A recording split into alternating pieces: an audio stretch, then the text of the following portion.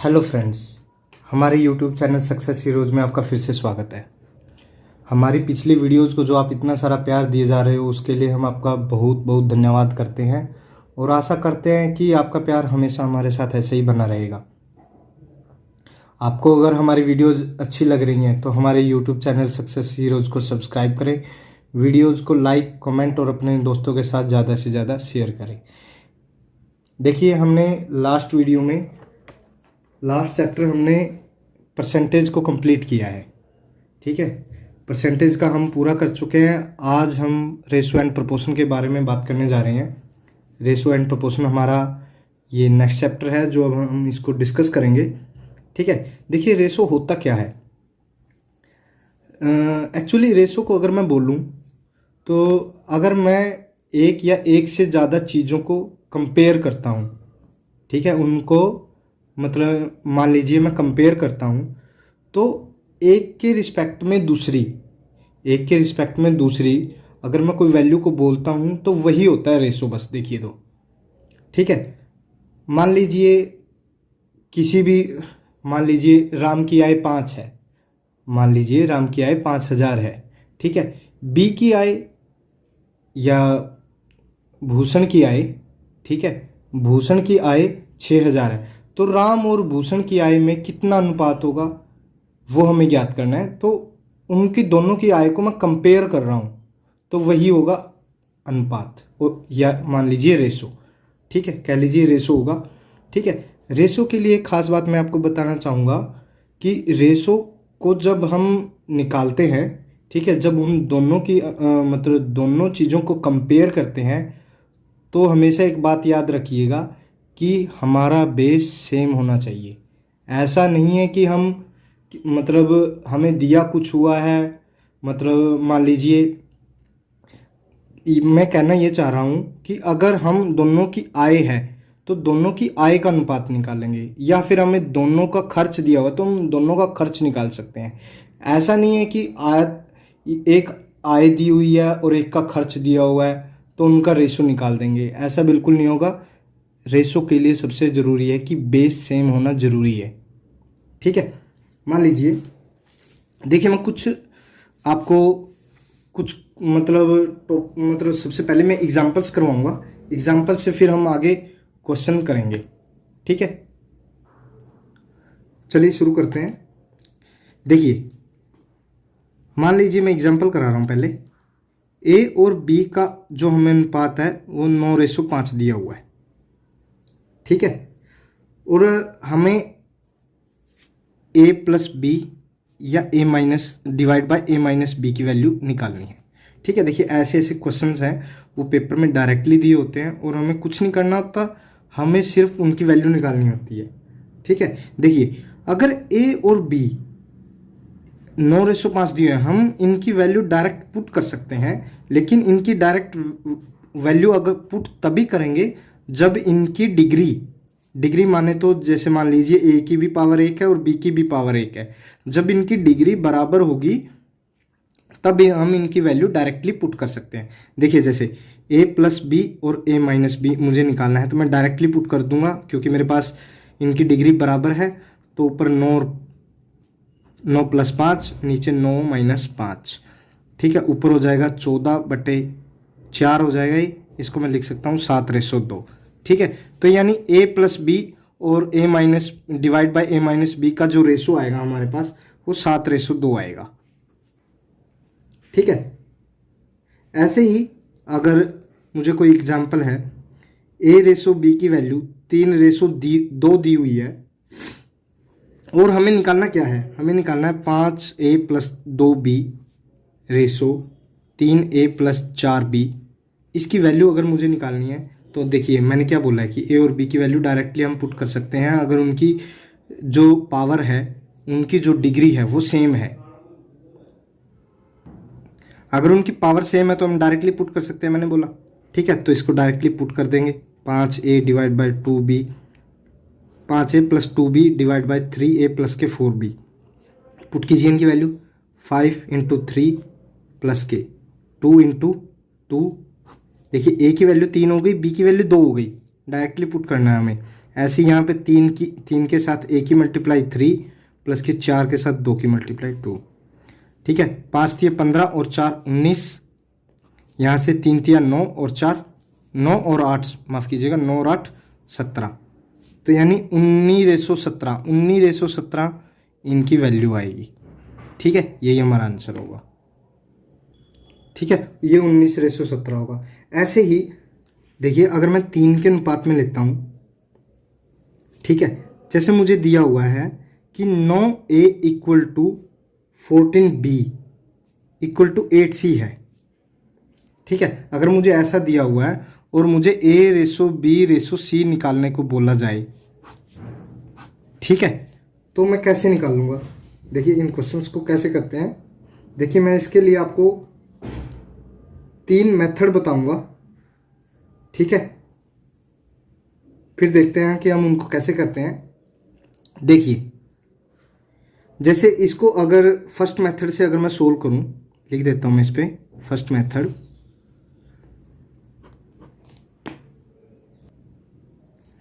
देखिए first method में क्या होगा कि मान लीजिए मैं 9A 14 equal to 14B equal to 8C हमें दिया हुआ है।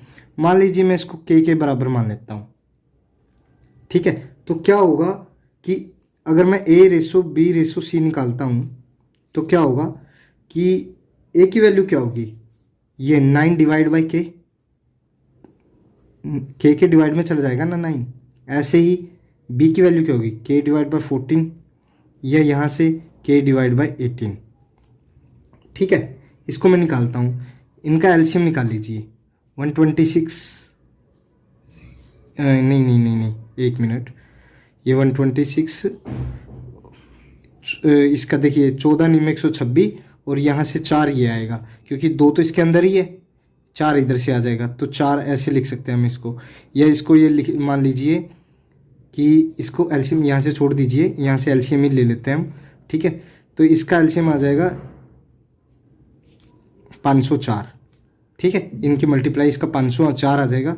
9 से डिवाइड का अगर मैं करता हूँ, ठीक है, तो के की यहाँ पे क्या आएगा, के से के तो कट जाएगा। देखिए सबका रेशो में है तो के से कट जाएगा, यहाँ से 1 आ गया है। ठीक है, तो 9 का क्या आएगा, अगर मैं इसको 504 से 504 को 9 से डिवाइड करता हूँ तो ये आ जाएगा 56। 14 को डिवाइड करता हूँ तो 14 तिया 42 और 8 14 6 84। ठीक है, 36 और 8 से डिवाइड करता हूँ तो 8 6 48 और 8 तिया 24। ठीक है, ये आ जाएगा। यानी A/B/C क्या आया हमारे पास, 56/36/63। ठीक है, यही हमें निकालना था। देखिए अभी मैं आपको सेकंड मेथड से कराता हूँ। ठीक है, इसी क्वेश्चन को सेकंड मेथड से करते हैं। देखिए क्या होगा कि आपको ऐसे दिया हुआ है 9A equal to 14B equal to 8C। ठीक है, देखिए आप इनको जब ऐसे करते हैं तो क्या कीजिए कि आप इनका एलसीएम ले लीजिए। इनका एलसीएम क्या आया था, 504 आया था। ठीक है, 504 आया था। अब ए और बी और सी को जब एलसीएम निकालेंगे तो डायरेक्टली डिवाइड कर दीजिए। ठीक है, इनका एलसीएम निकाल के इसको डायरेक्टली डिवाइड कर दीजिए। ये यहाँ से 56, यहाँ से 36 और यहाँ से 63, ये डायरेक्टली आ जाएगा। ठीक है, लेकिन अगर मैं थर्ड मेथड और आपको बताऊं, देखिए फर्स्ट और सेकंड मेथड अप्रोक्सीमेट सेम है, लेकिन मैं थर्ड मेथड आपको करवाता हूं, वो थोड़ा सा अलग है इनसे। देखिए अगर 9A इक्वल टू 14B और इक्वल टू 8C अगर आपको दिया हुआ है तो A/B/C निकालना है आपको। ठीक है, देखिए अगर आपको A की बात करनी है, जब आपको A की बात करनी है, A का रेशो निकालना है, तो A को भूल जाइए और B और C की मल्टीप्लाई करा दीजिए। यहाँ से जिनके B और C के जो कोफिशेंट है उनकी मल्टीप्लाई करा दीजिए ऐसे। ठीक है, जब A की बात करनी हो। ठीक है, तो 14 8 112। जब B की बात करनी हो तो ये B वाले को भूल जाइए और इन दोनों की आपस में मल्टीप्लाई करा दीजिए A और C की, तो 9 8 72। और जब C की बात करनी हो तो ए और बी की मल्टीप्लाई करा दीजिए, ए और बी के कोफिशेंट की। ठीक है, तो 14 में 126। ठीक है, देखिए ये 2 पे डिवाइड हो रहा है तो 56 यहाँ से 36 और यहाँ से 63। ठीक है, देखिए वही आंसर आ गया है हमारे पास। देखिए हमारे पास ये 3 मेथड मैंने करवाए हैं। ठीक है, चलिए मैं आपको एक दो एग्जाम्पल और करवाता हूँ। देखिए अगर हमारे पास a/b+c कितना दिया हुआ है, 5/7 दिया हुआ है। यहाँ से b/c+a, ये यहाँ से 9/11 दिया हुआ है, और हमें c/a+b निकालना है। ठीक है, हमें ये निकालना है। तो देखिए अगर मैं यहाँ से a+b+c को जोड़ता हूँ तो क्या बनता है, 5 और 7 12 बनता है। और यहाँ से अगर मैं a+b+c को जोड़ता हूँ तो क्या बनता है, 20 बनता है। 9 और 11 20 बनता है मेरे पास। लेकिन a+b+c दोनों तरफ बराबर होना चाहिए ना। ठीक है, तो हम दोनों तरफ बराबर कर देते हैं। देखिए अगर मैं इनको दोनों तरफ बराबर करूं तो 12 और 20 का एलसीएम में मेरे पास 60 आएगा। तो इसको मतलब मैं 5 से मल्टीप्लाई कर दूं और इसको 3 से मल्टीप्लाई कर दूं तो इक्वल हो जाएंगे 60 के। ठीक है, यानी मुझे इसको 5 से मल्टीप्लाई करना है और इसको 3 से मल्टीप्लाई करना है। ठीक है, कर दीजिए। एक 25 और यहाँ से 35। ठीक है, देखिए ये अलग है। यहाँ से 3 × 27 और 11 33। ठीक है, देखिए अगर a की वैल्यू 25 है तो b+c की वैल्यू 35 है। देखिए b की वैल्यू अगर 27 है तो c+a की वैल्यू 33 है। हमारे पास यही होगा। देखिए मैं लिख लेता हूँ, a की वैल्यू कितनी है, a की वैल्यू 25 है हमारे पास। b+c की वैल्यू कितनी है, 35 है। यहाँ से मुझे b की वैल्यू दी हुई है 27 और यहाँ से c+a की वैल्यू है वो 33 है। ठीक है, तो देखिए अगर a की वैल्यू 25 है, ठीक है, b+c की वैल्यू 35 है, तो यहाँ से b की वैल्यू मेरे पास 27 है ना। तो अगर मैं b की वैल्यू इसमें पुट करता हूँ तो c की वैल्यू कितनी आ जाएगी, 35 में तो 27 गया 8 आ जाएगी। ठीक है, देखिए अब हम क्रॉस चेक करने के लिए क्या कि हम सही चल रहे हैं तो हम इसमें वैल्यू पुटअप करके देख सकते हैं। देखिए अगर हमें सही चल रहे हैं कैसे पता होगा, अगर हमारी वैल्यू सेम आती है a की, क्योंकि यहाँ से a की वैल्यू निकालेंगे। अगर a की वैल्यू सेम आती है तो हम सही जा रहे हैं। ठीक है, अगर c की वैल्यू मैं पुट करता हूँ यहाँ से 8 तो a की वैल्यू क्या होगी, 33 - 8 यानी 25 होगी। और हमारे पास भी a की वैल्यू 25 ही थी, तो इसका मतलब हम सही जा रहे हैं। ठीक है, तो a की वैल्यू 25 आ गई है। ठीक है, तो इसमें डायरेक्टली पुट कर देते हैं। देखिए c की वैल्यू कितनी है, 8। ठीक है, a+b की वैल्यू कितनी है, a+b, a कितना है 25 और b कितना है 27, 25 + 27। ठीक है, देखिए 8, 25 और 27 52। देखिए अगर मैं इसको काटूं, ठीक है, तो 4 दूनी 8 और 13 चौके 52 यानी 2/13 आ गया। तो c/a+b का अनुपात आएगा वो 2/13 आएगा। ठीक है, देखिए अब हम कुछ कंसेप्ट की बात करते हैं। मैं कुछ कंसेप्ट बताता हूँ आपको। ठीक है, उसके बाद हम प्रीवियस ईयर क्वेश्चन स्टार्ट करेंगे। फिर देखिए पहले मैं बताता हूँ आपको मीन प्रोपोर्शनल।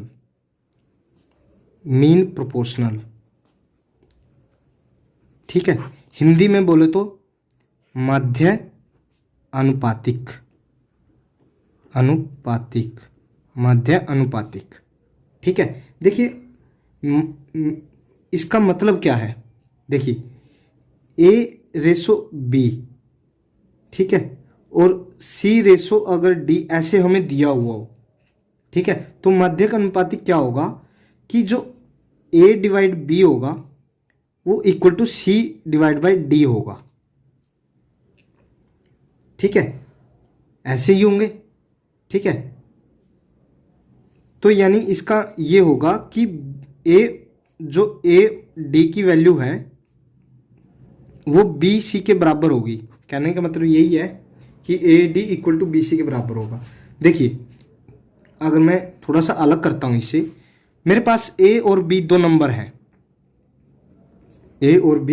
हैं, और मुझे इनका मीन प्रोपोर्शनल निकालना है। तो क्या होगा, मीन प्रोपोर्शनल होगा, मान लीजिए x निकालना है तो मीन प्रोपोर्शनल होगा A√b। ठीक है, कैसे, मान लीजिए यहाँ पे A और B मेरे पास दो दो थे, ठीक है। इसको देखिए ऐसे मैं कर सकता हूँ, कैसे आएगा ये, ए और बी, ठीक है। ए और बी दो नंबर दिए हुए हैं, तो A divide by X equal to X divide by B, ऐसे मैं इसको रख लूँगा, ठीक है, मध्य अनुपात निकालने के लिए, क्योंकि मध्य में है ना, ये बीच में है दोनों के, ठीक है। तो क्या होगा, यहाँ से X square equal to A B होगा, और यहाँ से एक्स क्या होगा, रूट ऑफ ए बी होगा। देखिए यही हमने बोला था कि X equal to root A B होगा, ठीक है। देखिए दूसरा मैं बता रहा हूँ आपको कंसेप्ट, थर्ड प्रोपोर्शनल।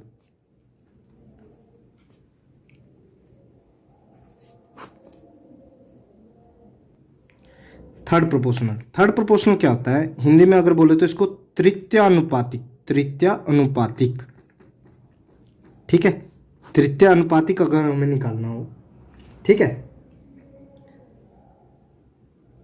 मान लीजिए हमें ये दिया हुआ है कि x है जो वो थर्ड प्रोपोर्शनल है, x इज थर्ड प्रोपोर्शनल, ठीक है, a और b का, ठीक है।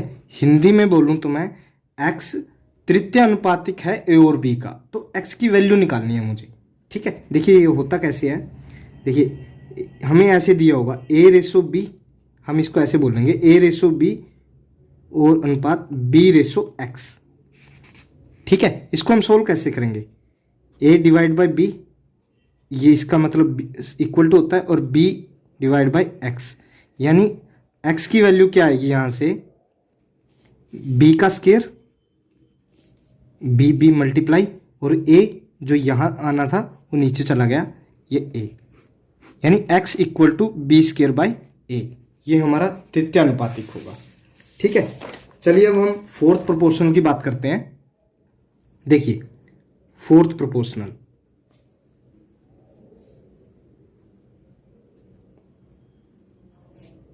यह हिंदी में बोले तो चतुर्थानुपात, ठीक है। देखिए अगर हमें ये दिया हुआ हो कि ए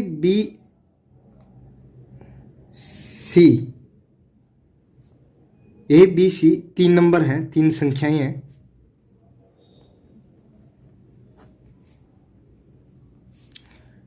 ठीक है, और उनका जो चतुर्थानुपात है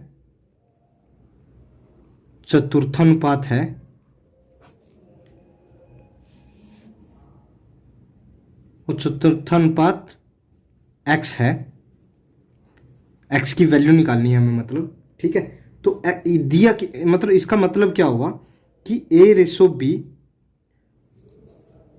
और c/x, यानी इसका मतलब ये होगा a divide by b equal to c divide by x, ठीक है।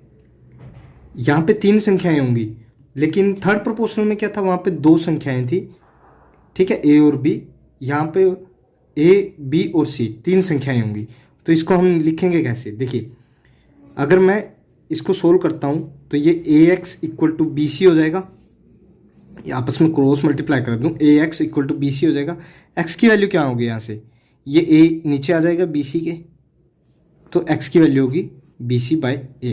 देखिए हम इन तीन कंसेप्ट का माध्यानुपातिक, तृतीयानुपातिक और चतुर्थानुपात पे डायरेक्ट क्वेश्चन बनते हैं, ठीक है, वो हम सोल्व करेंगे आगे जाके, ठीक है। ये हमें पेपर में डायरेक्टली देखने को मिलते हैं, तो हमें डायरेक्टली वैल्यू पुट करनी है और हमारे आंसर आ जाएंगे, ठीक है। चलिए अब हम क्वेश्चन स्टार्ट करते हैं, जो प्रीवियस ईयर पेपर में क्वेश्चन आए हुए हैं अब हम वो स्टार्ट करते हैं। देखिए पहला क्वेश्चन मुझे दिया क्या हुआ है, हमें दिया हुआ है कि x इक्वल टू 1/3y है, x इक्वल टू 1/3y और y इक्वल टू 1/2z है, तो x y z का मान ज्ञात कीजिए, इनका रेशो निकालना है। देखिए अगर मैं x रेशो y निकालता हूँ यहाँ से, देखिए ये y इधर नीचे आ जाएगा, तो 1/3 हो गया, यहाँ से yz, ठीक है, यहाँ से क्या हो गया, ये 1/2 हो गया, ठीक है। तो देखिए y की वैल्यू यहाँ पे 3 है, लेकिन यहाँ पे 1 है, तो मैं इसको बराबर कर लेता हूँ, इसको भी मैं 3 से मल्टीप्लाई करा देता हूँ, तो यहाँ पे 3 डिवाइड बाय 6 हो गया, यानी x ratio y ratio z क्या हो गया, ठीक है। यहाँ से x की वैल्यू 1, ठीक है, y की वैल्यू यहाँ भी 3 है, यहाँ भी 3 है, ठीक है। तो z की वैल्यू क्या होगी, यहाँ पे 6 होगी, यानी 1:3:6। अगर मैं इसको डायरेक्ट एक और मेथड से करवाता हूँ मैं, देखिए x/y क्या आया था हमारे पास, 1:3 आया था, ठीक है। y/z क्या आया था हमारे पास, 3:6 आया था, ठीक है। अगर मैं x/y/z निकालना है मुझे, ठीक है, तो मैं क्या करूँगा, 1/3, यहाँ से 3/6 डायरेक्टली पुट कर दूंगा, यहाँ से 3, यहाँ से 3, ठीक है। यहाँ से आगे भी सेम रखते हैं और ये वैल्यू ये पीछे सेम जाएगी। इनको ऐसे सोल्व करते हैं, तो यहाँ से 3 मल्टीप्लाई कराएंगे, ठीक है, मल्टीप्लाई कराएंगे तीनों की आपस में, 3 यहाँ से 9 और यहाँ से 18, ठीक है। देखिए अगर मैं इसको 3 से डिवाइड करता हूँ तो क्या हो जाएगा, 1:3:6। ये इसका सेकंड मेथड है, ठीक है। बहुत ही आसान क्वेश्चन था। चलिए अगले क्वेश्चन की तरफ बढ़ते हैं जल्दी से। देखिए हमें दिया क्या हुआ है कि a/b है वो 3/4 है, b/c है वो 5/7 है, और c/d है वो 8/9 है। तो हमें a/d का मान निकालना है, ठीक है। तो देखिए क्या होगा, a/b/c/d निकालना है हमें। a/b दिया क्या हुआ है, 3/4 दिया हुआ है, b/c क्या दिया हुआ है, 5/7 दिया हुआ है, और c/d क्या दिया हुआ है, 8/9 दिया हुआ है, ठीक है। देखिए यहाँ से पीछे की तरफ अगर जाएंगे, जो ये है लास्ट टाइम मैंने बताया, ये पीछे पीछे हम ऐसे निकलते जाएंगे, तो यहाँ पे भी 4 आ जाएगा, यहाँ पे भी 4 आ जाएगा, यहाँ 7 है तो यहाँ पे भी 7 आ जाएगा। अगर आगे भी होता तो ऊपर वाली में 4 चलता, तो पीछे नीचे वाली में 7 चलता, ठीक है।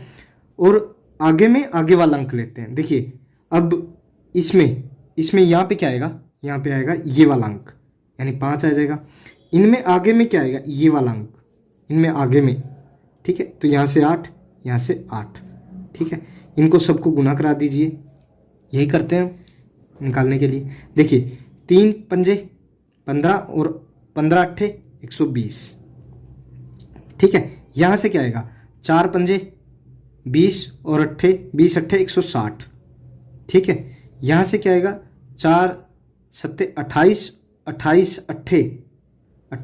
अट्ठे आएगा 224, ठीक है। ये ऐसे कर लीजिए, 7 अट्ठी 56, 56 से का 224। यहाँ से क्या आएगा, 9 सत्ते 63, 63 चुके 252, ठीक है। ये आ गया, ठीक है। अभी हमें इसको a/b/c/d निकालना है। अगर मैं इसको 4 से डिवाइड कर दूं, चारों को, देखिए 4 पे सब जा रहे हैं, ठीक है। 4 से अगर मैं डिवाइड कर दूं तो ये आ जाएगा 40, ये माफ़ कीजिएगा 30, 120 को 4 से डिवाइड करूंगा, 30, 40, 56 और 63, ठीक है। ये आ जाएगा। देखिए अगर मैं इसको आपको सेकंड मेथड करवाऊं तो क्या होगा कि अगर मुझे a/d निकालना है, ये माफ़ कीजिएगा, पहले मैं यहाँ पे a/d निकलवा देता हूँ। a/d क्या आएगा, 30 डिवाइड बाय 63, यानी 3 से मैं अगर काटूँ तो 10/21, यानी a/d आएगा 10/21। यही आंसर आएगा हमारे पास। लेकिन अगर इसका मैं सेकंड मेथड करवाता हूँ तो a/d, ये केवल उन्हीं क्वेश्चंस के लिए है कि हमें पहला और लास्ट वाला निकालना हो, पहला और लास्ट वाले का रेशो निकालना तभी होगा।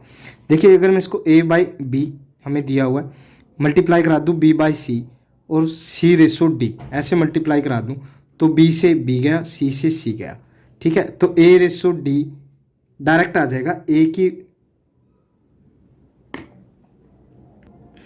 तो डायरेक्ट आ जाएगा a/d, ठीक है। तो मैं इनकी वैल्यू पुटअप करता हूँ, यहाँ पे निकालता हूँ मैं।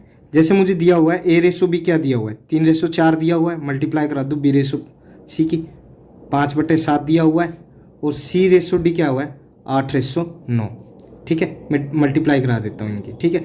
यहाँ से क्या होगा, 4 दूनी 8 और 3 तिया 9, तो 5 दूनी 10 और 7 तिया 21, यानी a/d क्या आ गया, 10/21 आ गया।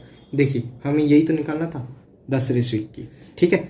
चलिए मैं तीसरे क्वेश्चन की तरफ बढ़ता हूँ, माध्य अनुपात निकालने के लिए, ठीक है। देखिए क्या दिया हुआ है कि b, a और c का माध्य अनुपात है, ठीक है, यानी, ठीक है, माध्य अनुपात है। तो माध्य अनुपात में हम करते क्या थे, माध्य अनुपात में हम यही करते थे, a और c का निकालने के लिए। तो ये मध्य में आएगा, मध्य में ऐसे, ठीक है, बी मध्य में आ जाएगा ना, तो मान लीजिए मैं इसको के मान लेता हूँ। ठीक है, तो यहाँ से क्या होगा, यहाँ से अगर मैं ए की वैल्यू निकालूँ तो ए की वैल्यू बी के होगी। ठीक है, और यहाँ से यहाँ से बी की वैल्यू क्या होगी, यहाँ से बी की वैल्यू, ये क्रॉस मल्टीप्लाई है ना, तो यहाँ से बी की वैल्यू होगी सी के। ठीक है, मुझे इनका ए माइनस बी का cube ratio B minus C का क्यूब, इनका मान निकालना है। ठीक है, ए माइनस बी का cube whole cube B minus C का होल क्यूब, इसका रेशो निकालना है हमें। ठीक है, ए की वैल्यू पुट कीजिए बी के माइनस बी का क्यूब। ठीक है, यहाँ से क्या आ जाएगा, बी की वैल्यू सी के माइनस सी इसका क्यूब। ठीक है, देखिए अगर मैं इसको बी को कॉमन ले लेता हूँ तो मैं ऐसे लिख सकता हूँ इसको बी के माइनस वन इसका क्यूब लिख सकता हूँ ऐसे, यहाँ से ऐसे ही सी के माइनस वन सारे का होल क्यूब। इनमें से मैंने बी कॉमन लिया, इसमें मैंने सी कॉमन लिया।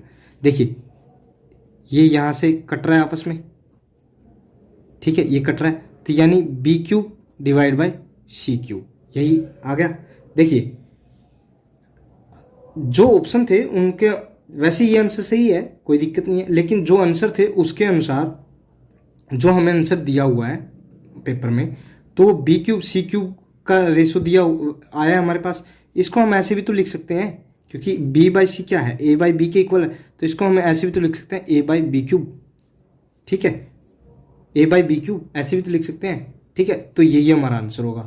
पेपर में यही आंसर दिया हुआ था, ऑप्शंस में यही आंसर था।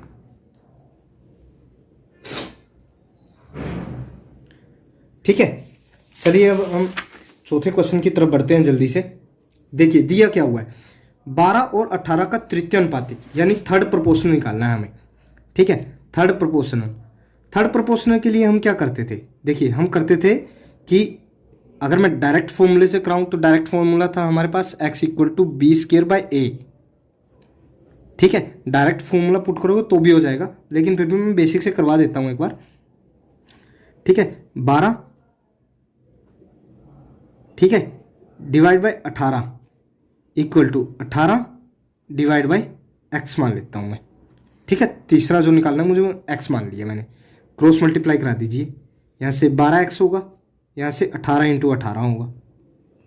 x की वैल्यू क्या आ जाएगी, 18 इंटू 18 डिवाइड बाय 12, 6 18 6 दूनी 12, 2 एकम 2 2 नी में 18, तो 3 गुना 9 27, यानी x की वैल्यू क्या आ गई है, 27 आ गई है हमारे पास। ठीक है, जो कि हमारा तृतीय अनुपातिक होगा। ठीक है, समझ में आया। चलिए अगले क्वेश्चन की तरफ जल्दी से बढ़ते हैं। देखिए हमें दिया क्या हुआ है, 12, 21 और 8 का चतुर्थानुपात निकालना है, यानी हमें फोर्थ प्रोपोर्शनल निकालना है भाई। ठीक है, फोर्थ प्रोपोर्शनल कैसे निकालते थे हम, देखिए डायरेक्टली या तो ऐसे कर लीजिए x equal to B C by ए।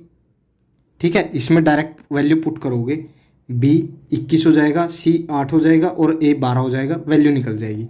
लेकिन मैं फिर भी करवा देता हूँ जैसे हमने निकाला था वहाँ से, 12 डिवाइड बाई 21 और यहाँ से इक्वल टू ये आ जाएगा 8 और यहाँ से आ जाएगा x। ठीक है, देखिए हम लिखने को तो इनको ऐसे भी लिख सकते हैं कि 12 रेशो 21 समानुपातिक 8 रेशो x, ये ऐसे लिखा जाता है और इसको फिर हम ऐसे लिखते हैं। मैंने ये डायरेक्ट ऐसे ही लिखा है। ठीक है, तो इसको क्रॉस मल्टीप्लाई कीजिए, यहाँ से क्या आ जाएगा 12x इक्वल टू 21 रेस मल्टीप्लाई बाय 8, यहाँ से x की वैल्यू अगर मैं निकालूँ तो 21 गुना में 8 डिवाइड बाय 12। देखिए 4 दूनी 8, 4 3 12, 3 एकम 3, 3 7 21, 7 दूनी 14, यानी x की वैल्यू आ गई हमारे पास 14। ठीक है, x की वैल्यू हम ऐसे यहाँ से निकाल लेंगे। ठीक है, देखिए चलिए आज हम यहीं तक हम समाप्त करते हैं। मैंने यहाँ पे आपको कुछ टॉपिक्स, कुछ कंसेप्ट्स, ठीक है, और यहाँ से 5 क्वेश्चन करवा दिए आज। कल को हम यहाँ से आगे करेंगे। ठीक है, तो पढ़ते रहिए, क्वेश्चंस लगाते रहिएगा। ठीक है, ज़्यादा से ज़्यादा क्वेश्चन लगाइए, वो आपको आपकी सक्सेस में आपको काम आएंगे। ठीक है, और आपकी सक्सेस हमारी सक्सेस है, आपको पता ही है। ठीक है, और अगर पिछले पिछले जो हमने चैप्टर्स कराए हैं, जो भी हमने टाइम एंड वर्क कराया है, पाइप एंड सिस्टम कराया है, ठीक है, परसेंटेज हम करवा चुके हैं। अगर उनमें से आपको किसी भी प्रॉब्लम मतलब चैप्टर से कोई भी प्रॉब्लम है तो आप हमें देखिए, ये व्हाट्सएप नंबर है हमारा 9017048177। इस पे आप हमें व्हाट्सएप कर सकते हैं, क्वेश्चन को व्हाट्सएप कर सकते हैं, हम आपको उसका आंसर देंगे, ठीक है। और आपको हमारी वीडियोस कैसी लग रही हैं ये हमें कमेंट करके ज़रूर बताइएगा। चैनल को सब्सक्राइब करें, और जब आप चैनल को सब्सक्राइब करते हैं तो सामने वाले बेल आइकन को ज़रूर दबाइएगा, ताकि सबसे पहले आपको हमारी नोटिफिकेशन मिल जाए, ठीक है। और वीडियो को लाइक और दोस्तों के साथ ज़्यादा से ज़्यादा ज़रूर शेयर करें, ठीक है। तो अगली वीडियो के लिए हम मिलते हैं अगली वीडियो में, तब तक के लिए bye bye, love you all, जय हिंद।